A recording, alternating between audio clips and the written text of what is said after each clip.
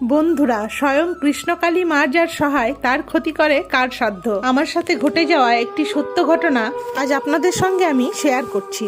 কিছুদিনের জন্য আমরা গেছিলাম দেশের বাড়ি থেকে ফিরে এসে দেখি আমাদের কোয়ার্টারের পিছনে ঠিক আমার ডাইনিং এর সামনে আমাদেরই লাগানো কলা গাছে একটা লাল কাপড়ে কি যেন বাঁধা রয়েছে। শুধু তাই নয়, আমাদের গ্যারেজ ঘরে পড়ে আছে বাতাসা, যেখানে বাতাসা আসার কোনো সম্ভাবনাই নেই। আশেপাশে তো আরো গ্যারেজ রয়েছে, কিন্তু কারো গ্যারেজে বাতাসা পড়ে নেই, শুধুমাত্র আমার গ্যারেজেই পড়ে আছে।